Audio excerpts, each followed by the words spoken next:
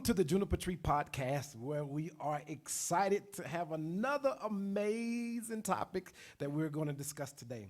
We have one of our amazing guests, but before we introduce our guest, I want to introduce our other co-host.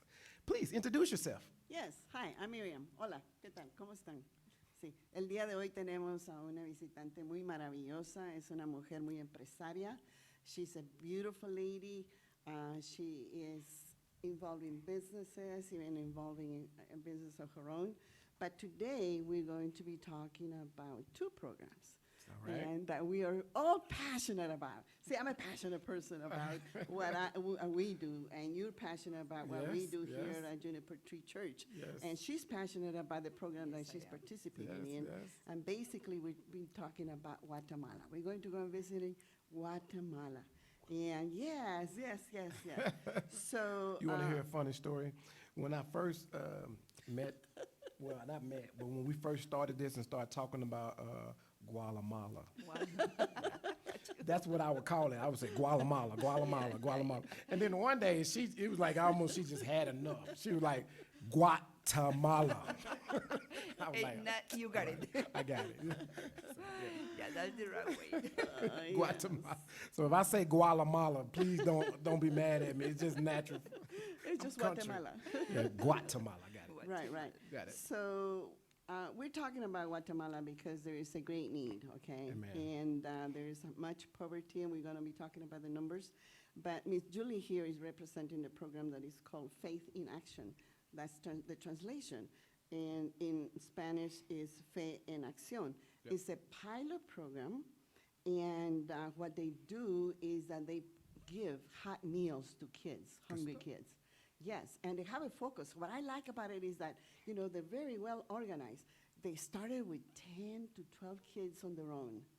And guess where they are right now? 170. Yes. Wow, that's amazing. Yes. 170? 170. From how many? From 10 to 12. 10? One, like, Yeah, 10? right. Yes, So, how long did it take you to get there? we started since 1918. Good. 2018. Yeah, I figured what- 2018. Sorry. I knew. I told you. I'm with you. I'm tracking. I knew exactly. 2018. Well, that's good. Yeah. That's good. And from now we started with one place, and now we have three. And of course we have more plans for the future. What Right, was it right. that caused this, for you to meet the need for the 10? Okay. What happened? Yes, I'm going to tell you Okay, that story okay. because, I need to relate it. It all started because a person that she met in a business environment I was even invited one time to go, and they were wonderful, is the Chamber of Businessmen in Guatemala, okay? And I'm there, right? Okay. Happy as I can be. So she meets in there a person, and that person had gone and visited some relatives back in a remote area of Guatemala. And one of his relatives was a teacher. And when she came to visit, she said, I just came back from this area, and it is such a poor area. The kids are not being fed. And that caught his attention. And his attention was to do something. See, a lot of the times, things come to our attention, but we don't do anything. He responded. So the next thing that he did is he went and saw the place. And he says, we need to do something. So he involved a few other people, just 2 or 3, and they started providing the lunches for these kids. Of course, they had a lot of opposition because they were unknown in the area. And people tend to be fearful. They think that you're going to fatten the kids and then you're going to take them to the United States and sell them over there. Yes, that's how They it don't is. trust. They don't trust in the program. I didn't know it was like that. Yeah, it is. When there is a remote area and lack of education and lack of resources and lack of information. Yeah. But then when they joined with the church, see, the church had a name. The church had people there. Yes, The church yes, had a face. yes. The church had, trust. Yep. Okay? So that's how, but before, like I said, even the government was against them. Even the social system was against them and asking them, to meet these because, but they were not in the selling business of food, but they still wanted all of the requirements to be met. So anyway, now with the help of the church and of course of God, they are meeting a need, but they are focusing on 0 to 4 years old because, Excuse me, to 6 years old. oh, I'm sorry, yes, 0 to 6, because that's when they can save the kids. And I'm going to give you some stats, okay? Okay. Now, 54% of children are in chronic malnutrition. 40% of the population in Guatemala is indigenous people, and they're in extreme poverty, okay? Now, we have about 16, maybe probably now 18 million people, and when you consider that 80% of the people are in poverty, it's a big problem. Now, what we're trying to do here, okay, the program that she represents and the program that we're here in the church is a minuscule help. But I'm going to quote Miss Julie. You know what she said? She said, it's better to do something than nothing at all. And I like that. Because see, we may not be able to meet all of the need, and we may not be able to help the 16.86, millions of people, but we're making a difference in some children. We're making a difference in some adults. And our program here in church that you so graciously accepted and are helping us is focused on the elderly. So we have two different, areas that we're trying to meet the need, and in different sites, in Guatemala. So I'm excited. So that program started at a table gathering of family members. All right. See, the one that, I brought to the table over here, it started because I was angry. I was angry at the government. See, when COVID-19 started, the government closed everything. All businesses, transportation, people could not go to work. At 7 o'clock you had to be home. You couldn't go to the market. There was no freedom at all. So all of the business kind of collapsed because they didn't have, even if they could stay open, They had no customers. they had no customers and they had no employees. And this went on for months, Pastor. It was not 1 week, okay? It was months and months and months. And what really got me upset is that the government decided that if you were 60 or, I think it was like 50 years old, to protect you, you could not go to the supermarket and buy food, even if you had the money. You were not allowed to because they were trying to protect you. So that made me angry, and I said, no, I need to do something. So my sister Rosa, Tia Rosa, and I started with little money, because even though sometimes your vision is big, you have to start with what you have. I like Jesus, okay? Jesus preached to the thousands, right? 3,000, 5,000, 15,000, but he had compassion. He didn't want them to go hungry. And so he fed them. And guess what he used? He didn't use much. He used the offering, the small offering of a child. 3 fishes. And I imagine, because he was a child, probably there were sardines, little fishes, okay? And 5 pieces of bread. It was his lunch money. I think that we can do our lunch money too, to help those that's people. Good. I like it. I I know. like it. Yes. I'm going to actually use that. You know what I mean? You have my permission to preach. Bring your Pastor. lunch money. If you bring your lunch money, you'll watch and see God multiply. And that's real. Right. That's true, though. Right. That's real. And then recently, my sister-in-law did a Bible vacation studies, right? So the kids were participating. And she brought along her granddaughter. And Maria Fernanda went, and she noticed that there was a little child over there sitting all by himself, not talking, not participating, nothing. He was quiet. So she went in on her own, and said, hi, my name is Maria Fernanda, and what is yours, and how come you're here, and come over and participate. And why are you so sad? So they started the conversation. Now, let me tell you, she is 12 years old. A 12-year-old with that insight to go and reach someone else, another child, And so the conversation starts. And what happened is that she says, well, I am sad because I don't know what we're going to do. My mother just had a stroke, and how we make money is to go on the streets and sell little packages of gum and candy. And now we don't have the monies, and we don't have a mother to go with us. We can't do it. And so anyway, she told the grandmother, right, which is my sister-in-law. And sister-in-law in a meeting for prayer, in a prayer meeting, she told the story. And she asked us to pray. Well, we pray. To me, that was not enough. I was moved to compassion, okay? I thought I had to do something to help that child. So, on my own, I decided, I asked my brother to lend me some money, and for 6 months we're going to help that child because I was moved to compassion. And I decided to do something right there and then. See, a lot of the times it doesn't take much. It's just a little thing that you can bring to the table, okay? Now, if you're able to do much, that's wonderful because you're going to be blessed, and we're going to be talking about the blessing of giving.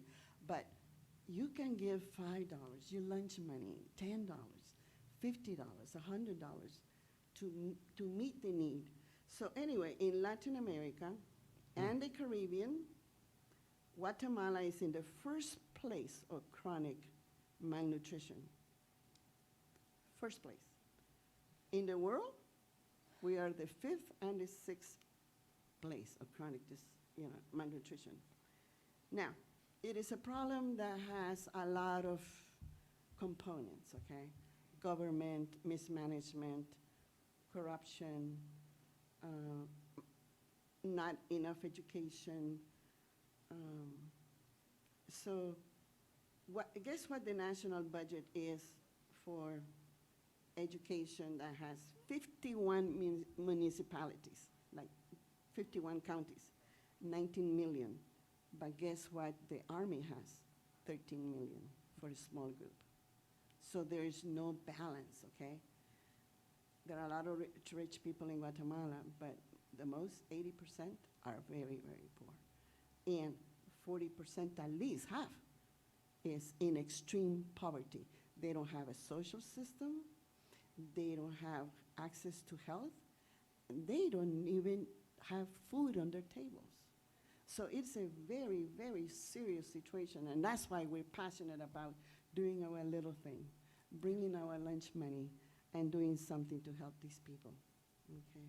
Amen. So, yeah. Now, the consequences of malnutrition are the brain doesn't develop quite right.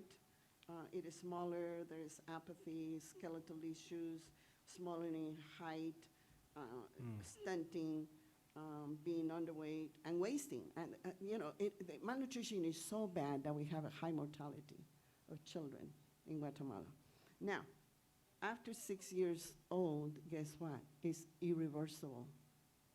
Irreversible, the damages.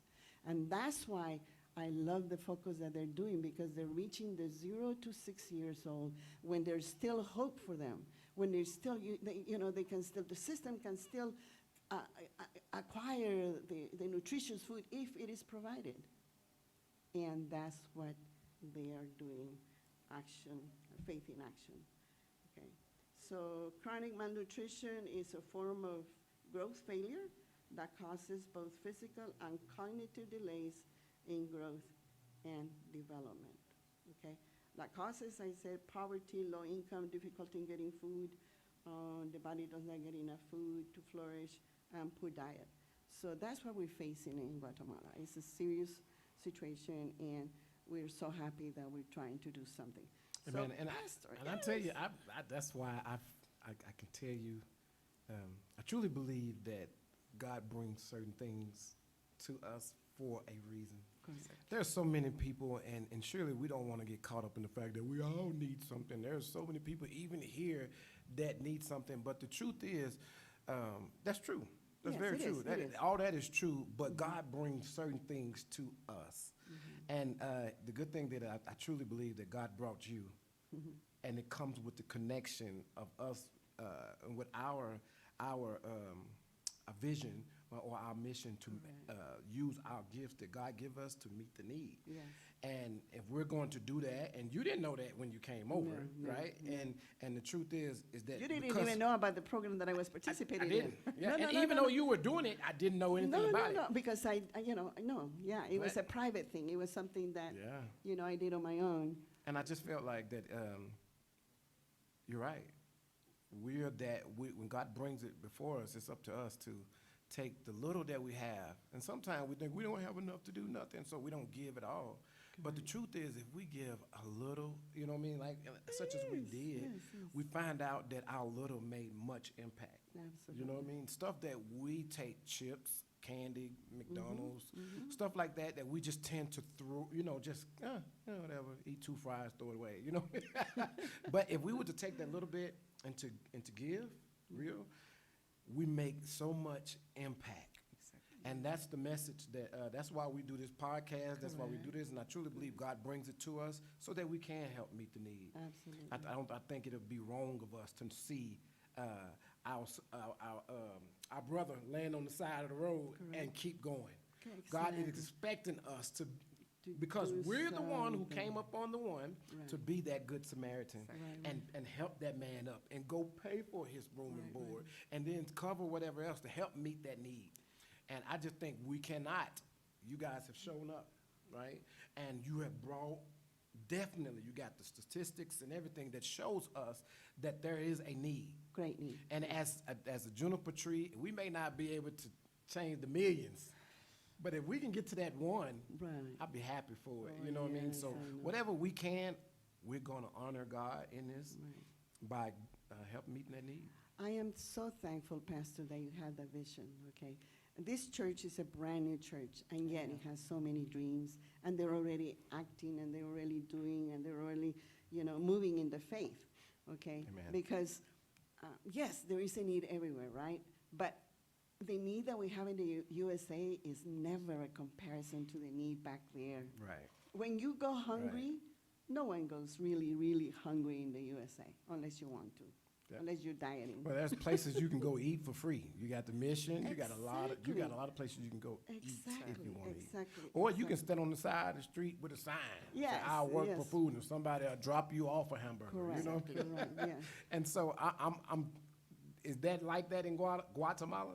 No, we If don't I go have sit those. on and No. ask, I'll work. Would somebody drop me a hamburger off? No, No. no. Yeah. So. There's some people that are on the street between cars trying to do some, stuff like dancing, whatever, so they can get a quarter, but it is not enough, okay? Now, I'm going to tell you something that is fascinating to me, and I think I'm going to bless Julie. She told me that when she went to Israel, she travels quite a bit, okay? Been to Israel? Yeah. She went to Israel, and she had the opportunity to go and meet. I'm not going to say the names, I'm not going to say who, nor the position, so not to bring shame. But anyway, this high official was interviewed and presented the program, presented. Diplomatic. Right, he was a high diplomat, okay? So anyway, he got excited and he said, yes, we're going to adopt you and we could buy so many bags, and I'm going to tell you what they wanted to buy, because this area where they're doing the ministry produces excellent coffee. Excellent, one of the best. 80% Yeah. qualify. Right. So anyway, this guy is really excited, and he said, yes, we're going to help you. Yes, we're going to buy this and that. And so far, guess what? Zero. Nothing. No happened. help has come through. But you know why? And it clicked in my mind. See, it reminded me of the story of Melchizedek, who wanted to bless Abraham, right? And Abraham responded, no, I don't want to take anything from you because I want to brag only on my God. If he blesses me, I'm paraphrasing, okay? Excuse me, I'm not saying the right, but I want to say that my God bless me, not you, the king. And so he did, instead, he just gave it 10%, right? Mm-hmm. And God blessed Abraham much. Now, had this high diplomat met the need, then you and I and all of our friends out there that we're trying to invite to join hands, they will not have a chance. They will not be able to contribute a little. And we will not be blessed, because in giving, we have a blessing, right, Pastor? Amen. And we would have missed that opportunity if that high diplomat in Israel would have answered.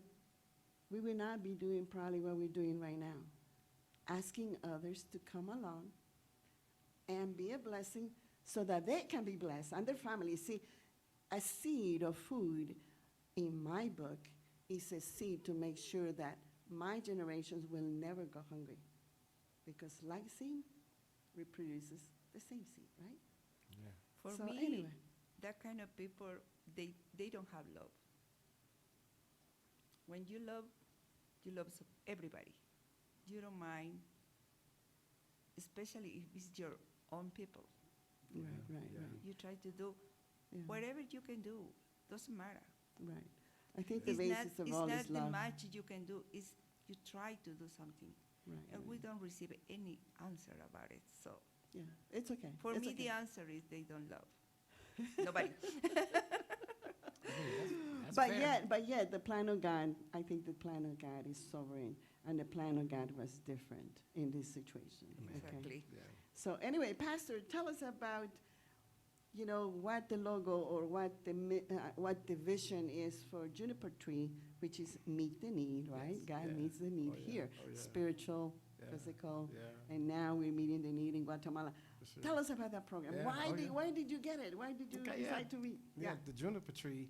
So the juniper tree, if you're familiar with it, is out of the King James Version, the Old Testament, in 1 Kings. And it talks about Elijah who went Correct. and sat underneath the juniper tree, and he wanted to die. And this was after He a was great tired. victory. Right, He right. had took out 450 Baal members. He had a great victory, and then he wanted to die. And the truth is that we have some true heroes that come in here. But the truth is we get weak sometimes, and we need help. And so the juniper tree, it serves as that. Right. A We place come of in, rest. right, a place where you can come and rest and hear from God, be fed, and in all aspects, God will meet your need. Correct. If you come, God will meet your need. If you rest Absolutely. underneath the juniper tree, God will meet the need. And the one thing that we see that God did provide by the angel of the Lord was food and water, Yes. right? And And he allowed them to be- he did a physical part for meeting the need Yes. for a spiritual journey, right? Exactly. And I truly believe I can't preach to you. I can't tell you how great God is. I can't tell you this is that if you're starving. If you're hungry, you're not gonna Yeah, get it. and You're gonna be sleep. Pastor, I hear Yeah. you, but I'm super hungry right, Right, now. right, You're right. And so I truly believe there's a part in the church that we have neglected, and that's the physical part. Now, we'll do the praying. We have no problem praying for you. Right, God right, bless right, you. right, yeah. God You know what I mean? provides, Yeah, God yeah, provides, yeah. And send Yeah. you on Right, out the right, door. right. But I think there's a part of us that requires us to do hands-on action. Like the In other words, Samaritan. provide Yes, or provide. meet the need. Right, We use our resources. In other words, I truly believe God blesses us to be Amen. a blessing. Yes, So absolutely. it's not that we blessed just so everybody can say how blessed we are. No. Look at me, I'm blessed. No, I'm blessed so I can bless others, right? That's And the I way. truly believe God makes a way for that. And here at the Juniper Tree, we truly believe that, hey, we use what we got to help God meet that need. And Yes. if you're hungry, if you come in here and you're hungry, we're going to do whatever we can to let you eat. And that goes along with programs and different things, And if whatever we can do, we're going to do our best to try Right, to do right, it. right. And this is a young church, like I said, with a great heart and with a great vision. Now, we're going to show. Let me share this, which I know you probably got given on it, but I'm doing this. This is what I do. I am trying to what you call it. So there was a TikTok. I watch TikTok. If you don't know what TikTok, there's little clips, and the guy says, "I've never," and this they all articulate. He gets on the mic and he says, "I've never seen anybody have poverty because they gave." I've never seen it. I've never seen it. Giving automatically opens up the door for blessings. And he's talking all like this. And I thought for a minute, he's right. We used to say growing up, you can't be God-given, right? So I figured, and then most people will sit down and say, man, we don't have the money to do that. We spread thin. We don't have it. We don't have it. We're going to go broke. We're not going, Pastor, you giving all our money away. Here's what I learned, and I always share this with anybody. You cannot be God-given. Once we become a blessing to others, if you invest in people, you will never go broke. Exactly. God will see to it Yeah. that the blessing, that we continuously be the blessing that he's called us to be. And it's multiplying. I'm telling you. I'm going to share this with y'all. Yes. As a new pastor, and I share this, we have very limited money in our account, right? And I didn't know that we have to pay what they call CAM fees here. Oh, And okay. we've been having to pay CAM fees after the first year, so we were behind like $3,200, Oh, right? okay. So in our account, we are limited, so I have to pay the rent, which left us with about $1,000. Okay. I was super nervous being a pastor, not having no, I'm like, how are we gonna do this? This is the honest to God truth. I went back, so I try not to worry, I don't check things over and over again. Probably a week later, I went and checked our account, and this is what God does, I'm telling you. I went and checked our account, and we back at 7,000. Bless God. I'm like, whoa, where this come from? Like, God is making a way. And he began to share with me, don't worry, I got you. Right. So anytime God gives an opportunity for us to give, man, Yeah. it will be almost a slap in the face not to. Right, and 'Cause he's blessed us. even God says, if you have the heart of a giver, I will give you seed. I will provide it. He does. For Amen. And that is a promise of God. So if Amen. you don't have it right now, the only thing you have to say is, Lord, please, allow me to be a giver. See, giving also removes the power of money in our heart, the greed.